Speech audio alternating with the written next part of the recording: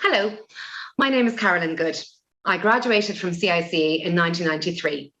I have 28 years experience teaching in small schools in both urban and rural settings.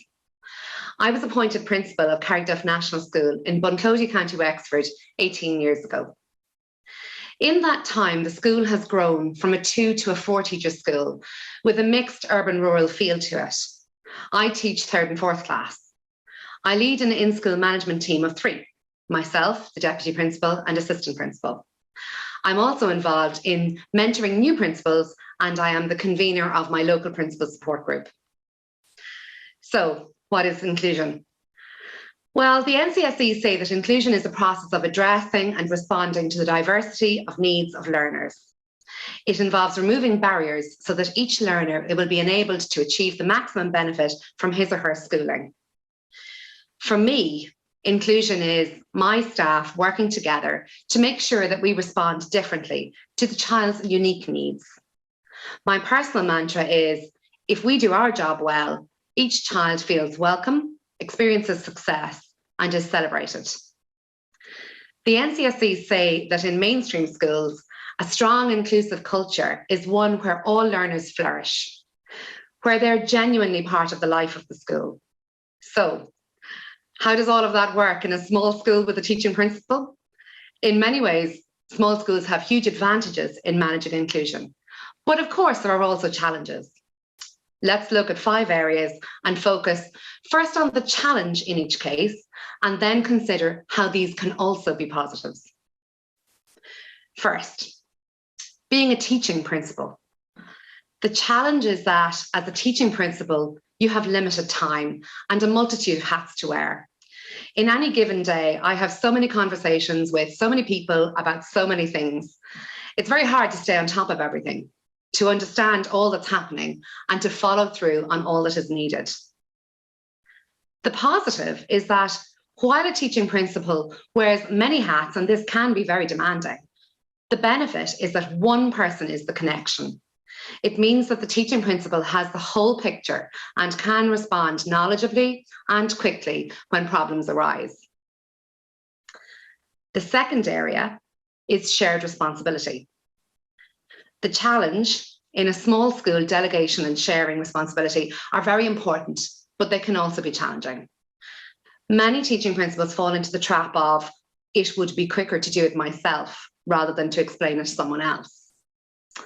Children are the responsibility of their class teacher, with the SET or special education teacher supporting the child's needs.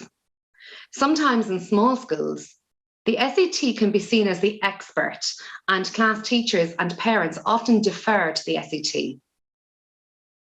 But the positive is, in our school, we have a staff of 8, including the part-time gardener. All of us, the 4 mainstream class teachers, our special education teacher, our SNA, our secretary, our gardener, we all work very closely together to foster and protect collegiality. We know each other's strengths and we can play to those strengths. It's easier to identify and to tap into the talents of staff when you know each other very well. We keep each other informed, both formally and informally, so it's easier to tackle problems due to our unified approach. For example, we have a couple of pupils who need support with social skills. In our small school, we find it much easier to agree as a team on a common procedure for helping those pupils, especially in the playground. The third area, looking at a range of experiences and expertise. The challenge is that in a small school, staff may not get a broad range of experience with different special needs. In our small school, there are just a handful of children with complex needs, and a significant minority are in the school support range on the continuum. These are the pupils with more specific needs. The positive is, while in a small school, we may not have a broad knowledge of varied conditions, we tend to have a very in-depth knowledge of the conditions we experience. This, of course, depends on enrolment and the needs of the children in front of you. In our school, we have significant experience with dyslexia, dyspraxia, ADHD, ODD, PDA, and ASD. It helps that we know our school families very well. We know the culture in a family. We know who we need to mind, and who we need to encourage. We teach children for 2 to 3 years, and so we know that child's classroom experience very well. There's good continuity of information and approach. The fourth area, managing information and reputations. The challenge is that in a small community, it can be very hard to protect anonymity. Nameless children are never really nameless. One of our biggest difficulties is that children with additional needs can get a reputation. We've had pupils isolated because other parents told their child to avoid pupil X, and we've had pupil Y excluded from parties because of unpredictable behaviour. That is hard, and it takes a while to educate parents and to challenge injustice. There is very little privacy in a small school. On the positive side, though, as a small staff, we're very clear about confidentiality, and we have established boundaries around pupil and adult information. With the exception of child protection matters, generally we intentionally share our challenges when planning for pupils with additional needs. We share our knowledge and our experiences, and often find that we have the solutions within our own staff when we ask.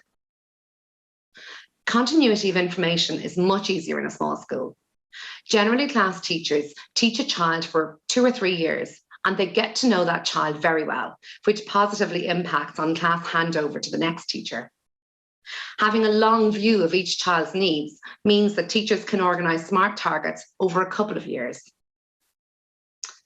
The fifth and final area is managing resources. The challenge? Well, funds can be limited in any school. It can be a challenge to prioritise funding for special education. Testing kits in particular are incredibly expensive for small schools. A school could spend €300 to €500 on a test like YARC or a dyslexia screening test. Most small schools don't have that kind of budget. But on a positive, in small schools, the whole staff tends to be more aware of what our budget is, and we're able to prioritise what's truly needed. When purchasing, the staff chat and exchange ideas and inspire each other very easily. And so shopping lists are created quickly and collaboratively. We created a sensory room with a very modest budget of just €300 by working together and raiding every Euroshop, pet shop, and Mr. Price we could find. We were like an extraordinary tag team. We can share resources that we have already, not fearing that those might go missing. We share fidget toys, wobble cushions, and resistance bands for feet. All of these are resources that might or might not suit any one child. And so a staff that shares easily can be more proactive in finding workable solutions. While the challenges for schools in creating an inclusive school environment are difficult, they are not insurmountable. In fact, as I've outlined, in many ways, the very parts of small school life that challenge inclusivity can also be a strength. So let's remember to look at those challenges through a positive lens. Thank you.